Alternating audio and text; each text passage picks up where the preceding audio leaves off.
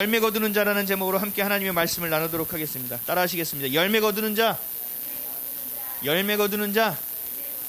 오늘은 추수감사 예배로 하나님께 드립니다. 감사를 하기 위해서는 반드시 전제 조건이 있어요. 자신을 돌아볼 수 있어야 합니다. 감사가요, 감사해야지 감사가 되는 것이 아니에요. 내 인생을 돌아보고 이거였구나 하고 은혜를 경험한 자가 감사할 수 있다고요. 자신의 삶을 돌아봐야 돼요. 자신의 삶을 대부분 많이 돌아보긴 하지만 돌아보고 항상 하는 생각은 뭐예요? 내가 그때 그거 하지 말았어요. 내가 그때 그렇게 하지 말았어요. 내가 이렇게 했어야 되는데. 이런 생각들을 한단 말이죠. 하나님은 그걸 돌아보라는 것이 아니에요. 하나님을 떠나 있던 너의 모습을 돌아보라는 거죠. 네가 세상을 너무 사랑했던 것을 돌아보라는 거죠. 너의 죄된 인생을 너가 돌아보라는 거죠. 그래서 하나님의 은혜가 은혜 되게 해야 된다는 것입니다. 근데 스스로를 돌아보는 일은 매우 어려운 일입니다. 어찌 보면 불가능에 가까울 수도 있습니다. 그래서 하나님은 말씀하셨어요. 하나님의 말씀을 가지고 거울 보듯이 나를 들여다보라고. 그리고 그 말씀을 가지고 상고하여, 상고라는 것은 떠올려 나의 인생을 갖다가 대입시켜 봄으로 이것이 죄구나. 내가 왜 이렇게 살고 있지? 나의 표대가 어디 있지? 나의 시선과 중심은 어디 있지를 날마다 살펴보아라 라고 말씀하시는 거예요.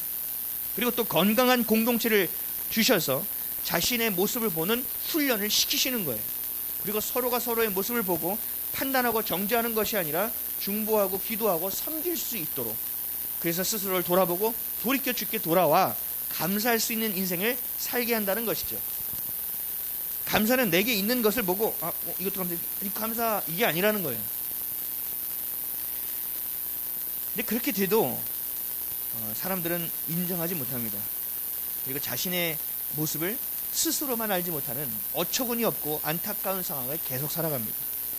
그래서 이렇게 말씀하셨죠. 주님은 마태복음 7장 3절에서 4절, 어찌하여 형제의 눈 속에 있는 티는 보고 내 눈 속에 있는 들보는 깨닫지 못하느냐.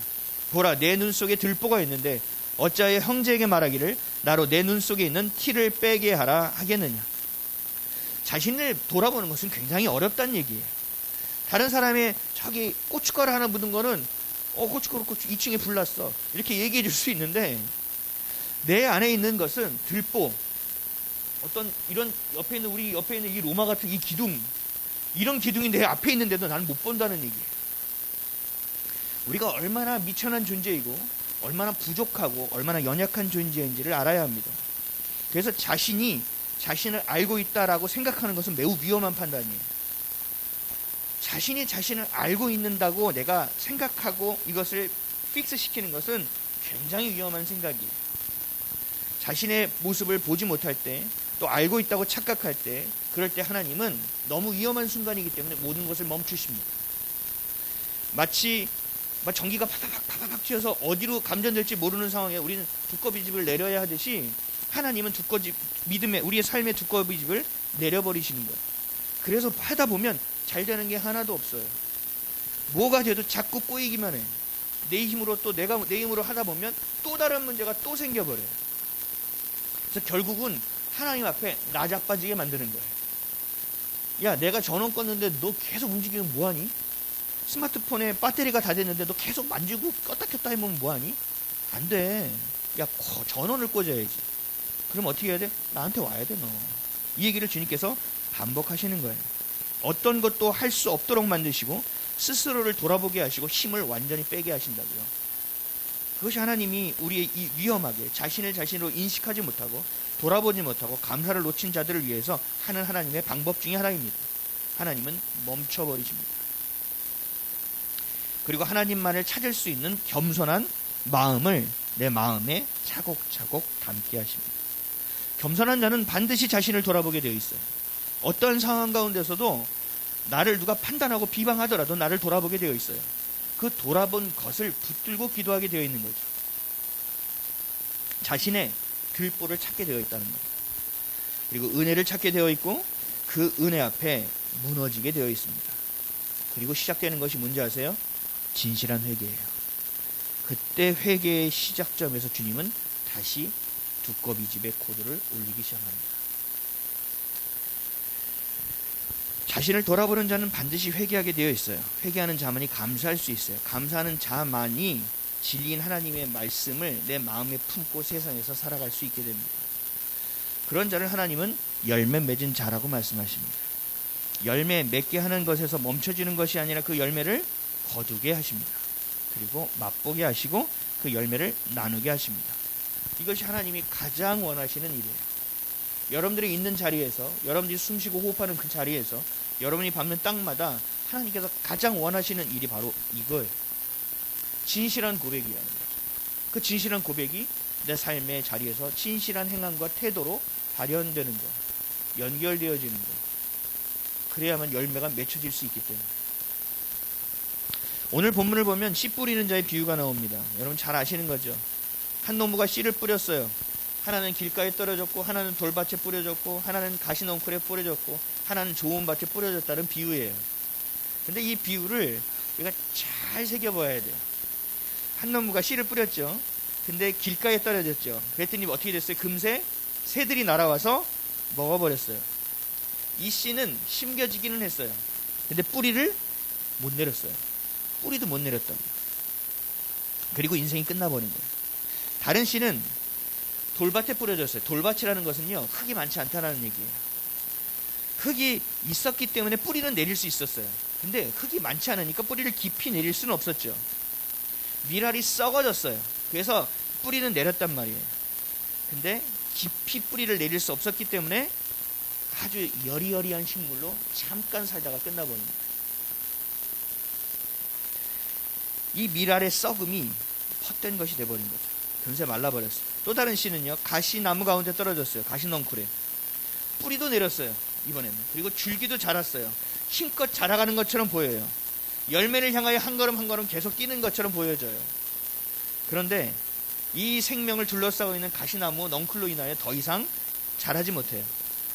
이건 뭐냐? 내 상황과 환경으로 내 믿음이 더 이상 성장 못하는 거예요. 아까 전에 제가 얘기했던 제 신앙은 도덕과 윤리였잖아요.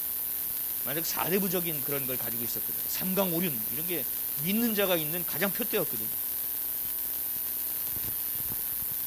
더 이상 자라지 않아요. 열매가 안 된다는 거예요. 결국 이게 뭘 얘기하냐면 길가에 뿌려진 씨앗, 돌밭에 뿌려진 씨앗, 가시나무에 가시밭에 뿌려진 이 씨앗은 씨앗에 조금씩 내용은 다르고 모습은 다르지만 운명은 똑같은 거예요. 운명은 똑같아요. 열매를 맺지 못했다라는 거예요. 그래서 하나님은 예수님은 이 비유를 통해서 우리에게 말씀하시고자 하는 것은 열매를 맺으라는 거예요. 너희가 열매 맺는 인생이 반드시 되어야 된다는 거죠. 들을 수 있는 귀가 없는 자에게 듣게 하기 위함이고 들을 수 있는 자는 더 깊게 들을 수 있도록 비유로 말씀하신 거예요. 10절에서 13절 우리 다 같이 한번 읽어볼까요? 오늘 본문 10절에서 13절 시작. 제자들이 예수께 나와 이르되 어찌하여 그들에게 비유로 말씀하시나이까? 대답하여 이르시되 천국의 비밀을 아는 것이 너희에게는 허락되었으나 그들에게는 아니 되었나니 물을 있는 자는 받아 넉넉하게 되되 없는 자는 그 있는 것도 빼앗기리라.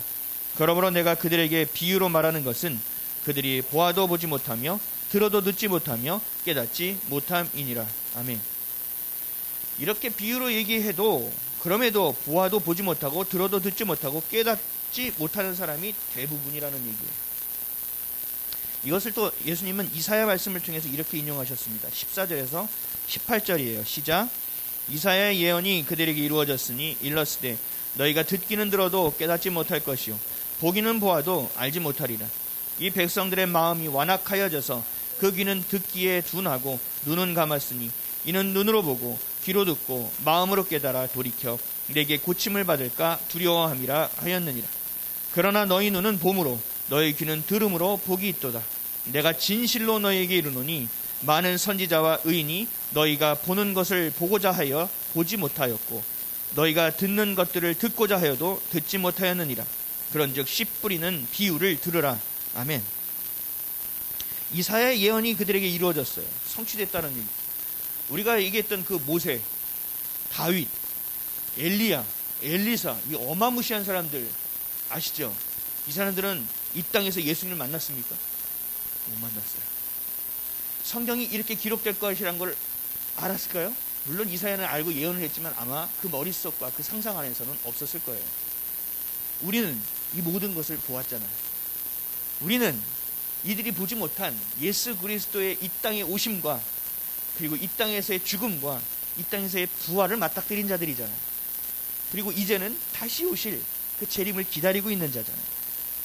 그래서 우리는 보고 알아야 된다는 거예요. 들어도 들을 수 있어야 된다는 거예요. 말하는 비밀이 공공연한 비밀이라는 거예요. 그때는 감춰졌으나 지금은 비밀이 아닌 거예요. 다 보여져서 볼 수 있다는 거예요. 그러나 이 백성들의 마음이 완악하여졌기 때문에 안 된다는 거예요. 들어도 깨닫지 못하고 보아도 무엇인지 알지 못한다는 거예요.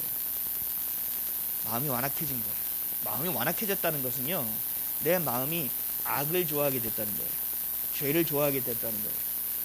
우리 자녀들도 생각할 거예요. 아마 기도해야 되는데 예수님과의 교제인데 스마트폰이 더 좋아. 내가 맞아 기도해야 돼. 예수님께 내가 올인해야 되는데 하고 내가 끽끽거리고 정신 차리면 내가 유튜브를 보고 있는 거예요. 자신이 마음이 완악하여진 거예요. 하나님이 주신 기쁨으로 여기지 못하고 하나님을 향한 마음은 있지만 그 마음의 방향은 하나님을 향하고 있지 않다라는 거죠. 그러나 내 마음은 예수님을 품고 있으니 나는 예수님이 전부라고 혼자 착각하고 믿고 있는 거예요. 내가 교회는 다니고 있고 내가 말씀을 가지고 있고 그 말씀으로 이야기하고 있으니 이것은 하나님의 것이라고 착각하는 거예요. 아니요. 우리 마음에 있는 예수 그리스도의 마음으로 보고 생각하고 듣고 이야기하지 않는 것은 하나님의 것이 아니에요. 이들은 하나님 말씀하셨죠. 내게 고침을 받을까 두려웠기 때문에 귀는 둔하고 눈은 감았다.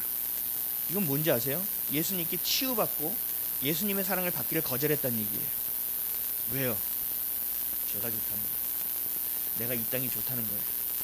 내가 이승에 머무르는 것이 낫다는 거예요. 똥밭에 굴러도. 내가 조금만 하면 뭐가 좀 잘 될 것 같다는 거죠.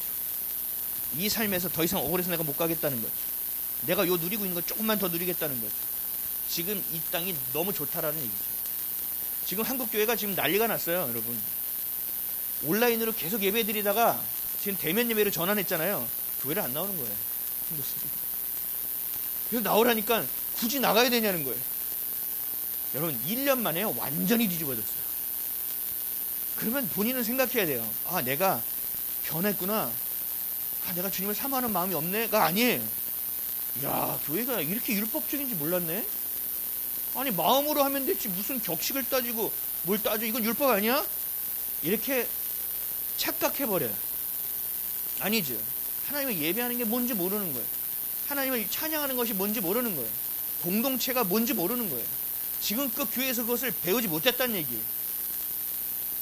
왜 우리 교회는 물론 자유로 말씀드리죠. 드릴 수 있는 분은 나오시고 또 그 안에서 어려운 분들은 온라인 예배를 드리십시오 라고 말씀드리죠. 그런데 이것을 계속 진행하는 이유는 뭐냐? 예배는 대면이에요. 만남이에요. 우리 전화로 막 통화하다가 답답하면 우리 만나서 얘기하자. 그러면서 내가 너한테 할 얘기 있는데 얘기해. 이거는 전화로 할 얘기가 아니야. 뭐야 이거. 그렇죠? 왜 이렇게 하면서 하나님을 향한 예배, 내가 생명을 걸고 드려야 되는 예배, 생명을 얻어야 되는 예배, 정말 주님을 만나기 위해서 사모하는 예배, 한 주가 시작이 되고 한 주의 마감 안에서 주님을 만나야 되는 그 예배를 그렇게 헛되게 생각한다. 말이 안 된다니까요. 한국 교회의 지도자들이 얘기하는 걸 들어도 성경적인 것이 없어요. 그냥 다른 사람을 좀 배려해서 그냥 그렇게 계속 해야 된다. 어쨌든 뭐냐? 완악하여졌다는 것은 뭐냐? 하나님을 향하고 예수님을 향하는 걸음이 별로라는 거예요. 내가 좀 편하고 편리하고 내가 좋은 것을 좀 따라가길 원한다라는 거예요. 자신의 부족함, 연약함을 드러내기 싫다는 얘기예요. 이것이 바로 완악함입니다. 이것이 바로 교만입니다. 그렇기 때문에 눈은 봄으로, 귀는 들음으로 복이 있다고 말씀하시는 거예요. 지금 말하는 씨 뿌리는 비유를 단단히 들어라 이 얘기예요. 비유의 말씀을 다시 풀어주세요. 19절이에요. 시작. 아무나 천국 말씀을 듣고 깨닫지 못할 때는 악한 자가 와서 그 마음에 뿌려진 것을 빼앗나니 이는 곧 길가에 뿌려진 자요. 아멘. 제가 제자 훈련을 할 때 늘 강조하는 게 있어요. 복습 당일이라고 얘기해요. 복습 당일. 은혜를 경험했는데 와 하는데 집에 가면 까먹어. 오늘 주일 말씀 맞아. 근데 집에 가면 뭐 하고 하다 하면 들어와. 그것도 한 수요일쯤 생각나. 아니면 주일날 올 때 생각나. 그때 말씀 참 좋았는데. 이 길가에 뿌리는 씨앗이 금방 놓쳐버려요. 우리가 은혜를 경험하고 아주 깊은 깨달음을 얻었어요. 경험했어요. 근데 이것을요, 여러분들이 꽉 붙들자는 나라. 사단은요, 우는 사자와 같이 삼킬 자를 찾아요. 소매치기는요, 어떤 사람이 돈을 갖고 있는지 안 돼요. 그래서 그 사람만 계속 쫓아다녀요. 왜, 어떻게 알 수 있을까요? 뭔가 티가 나나 보죠. 우리가 은혜를 받았잖아요. 그럼 우리 얼굴에 티가 나요. 우리 영혼에 빛난다고요. 우리가 살아나기 시작한다. 이게 멈춰있는 것 같은 심장이 막 CPR을 통해서 다시 쿵쿵 뜨기 시작한다고요. 이걸 누가 제일 먼저 인지하느냐? 사단이 인지한다는 거예요. 야, 안 되겠다. 야, 쟤 살아나게 했어. 야, 쟤 큰일 났다. 룰루랄라. 가스불 막 이럴 때 날아간다고. 얘네들은요, 굉장히 성실하게 일해요. 치밀하게 일하고 전략적으로 일해요. 남김없이 가져갑니다. 흔적도 잘 기억 못합니다. 그래서 내가 은혜 받았다라는 것만 기억하게 하고 그게 은혜가 뭔지 몰라요. 껍데기만 가져가요. 근데 나는 어떻게 인식해요? 은혜 받은 걸로 생각한다고. 아니라는 거예요. 분명하게. 그것은 길가에 뿌려진 씨앗처럼 너는 이건 뿌리도 못 내린 거야. 이거는 길가에서 복음을 빼앗긴 자의 모습이야 라고 말씀하고 계십니다.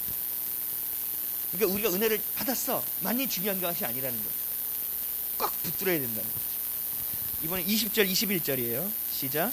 돌밭에 뿌려져 있다는 것은 말씀을 듣고 즉시 기쁨으로 받되 내 뿌리가 없어 잠시 견디다가 말씀으로 말미암아 환난이나 박해가 일어날 때는 곧 넘어지는 자요. 아멘. 우리가 말씀을 듣고 볼 때마다 이렇게 될 때가 있어.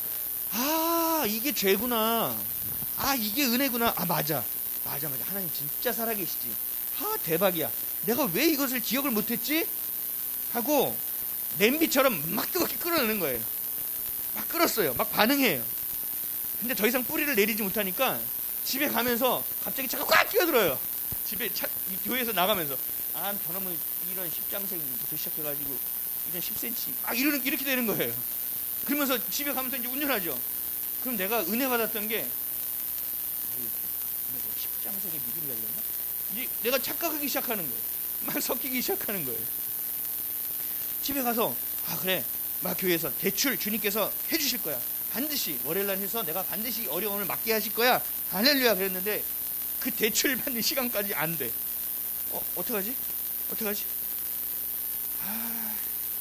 하나님 사채를 써야 돼 내가? 이러면서 자기 마음대로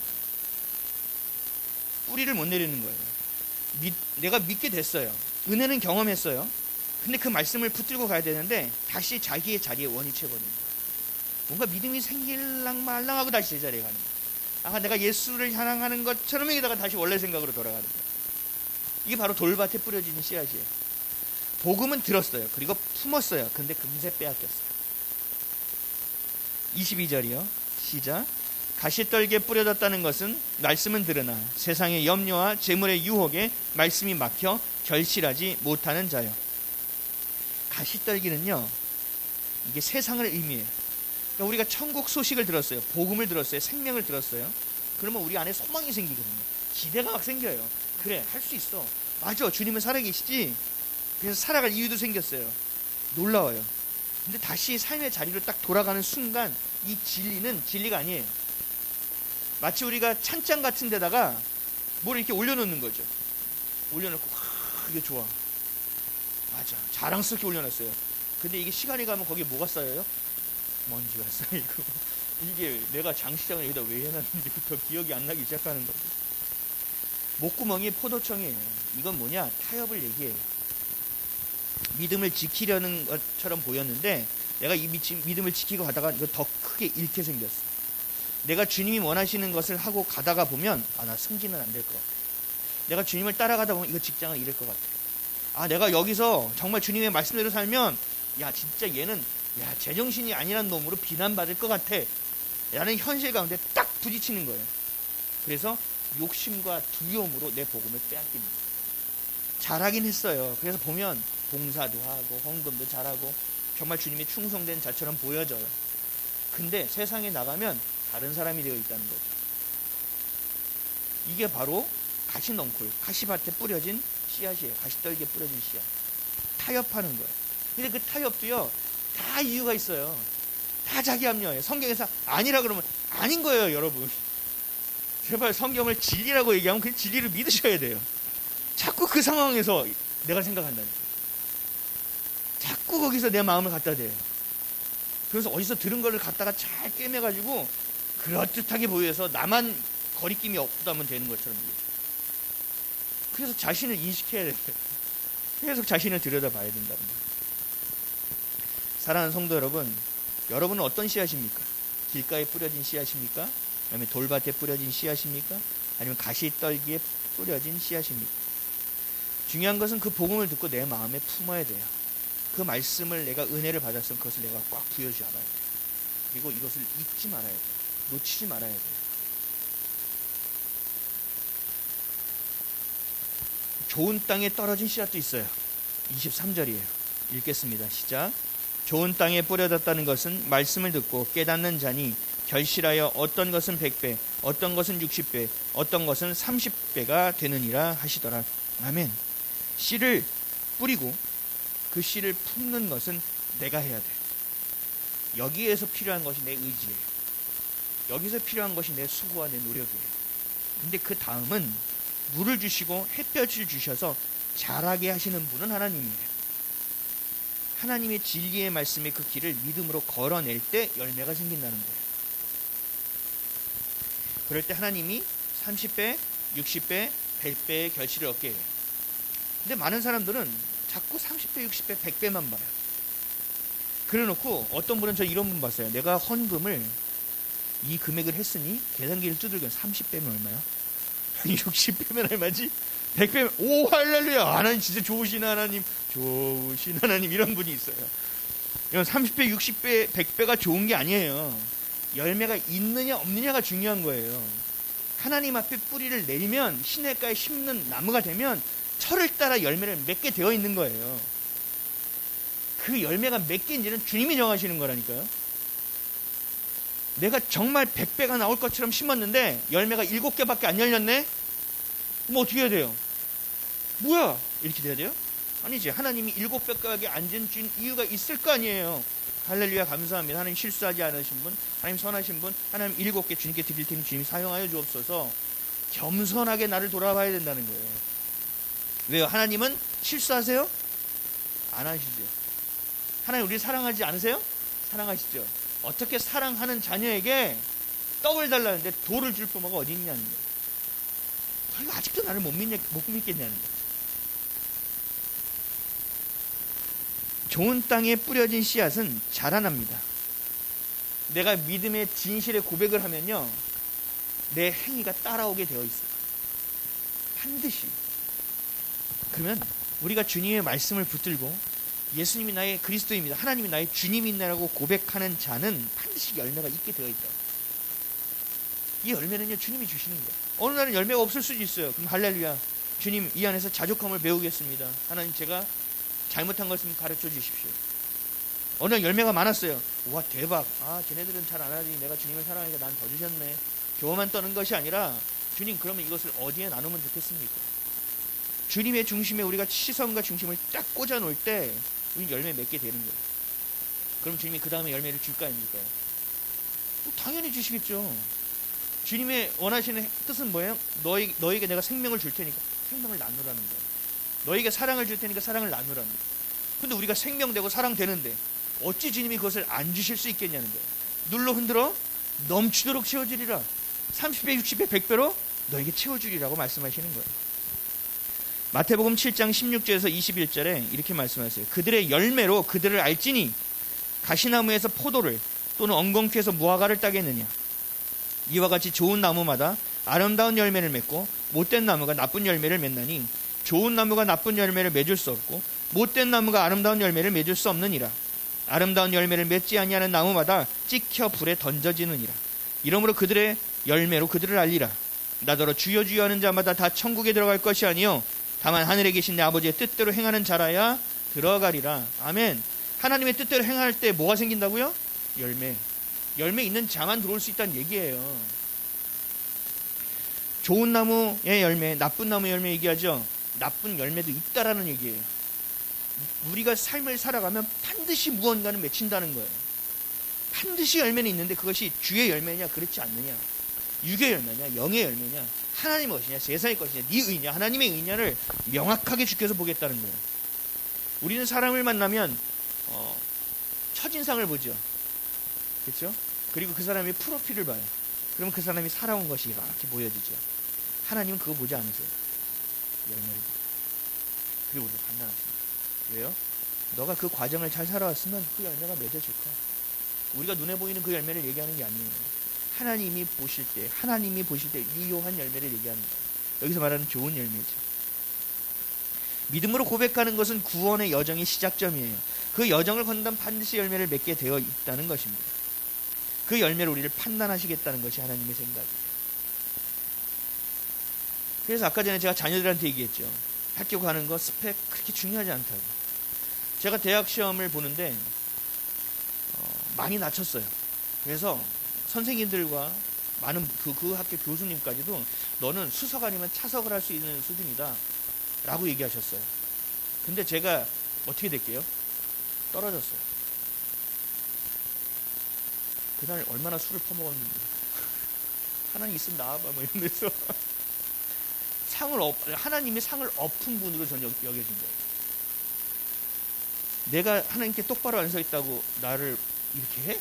이렇게 막 건방 떤 거죠. 내가 그렇게 갈 수 있는 성적이 돼도 주님이 안 된다면 안 되는 거예요. 내가 그게 성적이 안 돼도 주님이 올리면 올라가는 거예요. 이거를 내 도덕적 윤리의 잣대로 보고 인간적인 눈으로 보니 에이라고 되는 거예요. 성경을 보세요. 그렇게 안 한 것이 있는 거예요. 베드로와 같은 정말 배우지도 못한 대박지도 못한 나중에 예수님 막 멱살까지 잡아 흔들었고 3번이나 배신한 이런 자도 주님이 수제자로 쓰시는 거예요. 세상의 스펙을 보지 않으세요. 우리 성경을 보면 주님이요 판단하는 기준이요 이 열매 외에 그 과정에서 했던 게 뭔지 아세요? 믿음을 보셨어요. 네 믿음대로 되리라. 믿음이 작은 자야. 넌 믿음이 있구나. 놀랍다 라고 여기신다니까요. 우리에게 있어야 될 것은 믿음이에요. 그 믿음의 진실한 고백이에요. 그리고 그 고백을 부여잡고 그 길을 걸어내는 거예요. 그렇게 되면 여러분 길가, 돌밭, 가시 넝쿨이 아니라 좋은 밭에 심겨진 씨앗이 되는 겁니다. 그러면 열매는 당연히 맺게 되어 있죠. 세상의 열매에 목매이지 마세요. 자녀를 그렇게 키워서는 안 돼요. 내가 하나님의 것에 목매고 하나님의 열매를 사모할 때 자녀들이 그 열매를 보게 되어 있어요. 요한계시록 3장 1절에서 2절은 이렇게 말씀하세요. 사대 교회의 사자에게 편지하라. 하나님의 7 영과 7 뼈를 가지신 이가 이르시되 내가 내 행위를 아노니 내가 살았다 하는 이름을 가졌으나 죽은 자로다. 너는 일깨어 그 남은 바 죽게 된 것을 굳건하게 하라. 내 하나님 앞에 내 행위에 온전한 것을 찾지 못하였노니. 굉장히 무서운 말이에요. 여러분 나중에 예수님을 만나는 이 마지막 순간에 이 얘기를 들으면 끝난 거예요. 이미 끝난 거예요. 내 행위를 안다. 너가 딱 볼 때 다들 괜찮다고 하지, 살아있다고 하지, 대단하다고 하지, 아니야. 너는 죽은 자야. 주님이 보신다고요. 우리의 마음은 절대로 속일 수 없다는 거예요. 주님을 향해서. 그럴듯하게 해봐야 아무 소용이 없다는 거예요. 그 처음에 동기의 시작점이 어디에 있느냐를 잘 살필 수 있어야 돼요. 그 가장 처음에 그 동기의 선택, 그 선택이 가장 중요한 영적 싸움의 지점이라고 제가 지난주에 말씀드렸죠. 수없이 돌아오는 내 생각, 도는 마음에서 내가 무엇을 붙드냐에 따라서 모든 것이 마치 열차가 엮여지듯이 다 엮여져 버립니다. 굴비를 엮듯이 쫙 엮여져 버립니다. 내가 미움을 하나 잡았으면 미움으로 계속 엮여. 내가 사랑을 붙잡으면 사랑으로 계속 엮이는 거예요. 우리의 구원은 분명합니다. 행위에 온전한 것이 믿음으로 말미암아 동반되어져야 하는 것.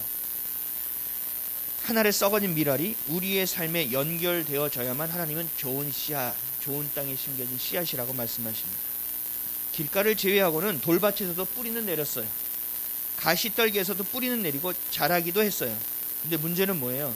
열매가 없다는 거죠. 근데 사람들은 이 정도 하면 됐잖아, 뿌리는 내렸잖아, 자라기는 했잖아, 야 다들 이렇게 살잖아 하면서 저기서 머문다는 얘기예요. 관행이야, 관례야, 이 정도는 해야 되는 거야. 아니요, 성경이 기준이 돼야 돼요. 하나님의 마음과 말씀이 기준이 돼야 돼요. 그래야 좋은 땅에 심겨진 씨앗이 될 수 있습니다. 하나님이 아무리 은혜를 내려주고, 하나님 아무리 보여주시고, 하나님 아무리 사랑의 고백을 내가 계속 하나님이 우리에게 해주셔도 우리가 그것을 듣지 못한다면, 우리가 그것을 깨닫지 못한다면, 우리가 그것을 가지고 돌이켜 주님께로 선택하는 결단을 해내지 않는다면, 우리의 삶의 자리로 그 온전한 복음이 연결되어지지 않는다면 소용없다는 겁니다.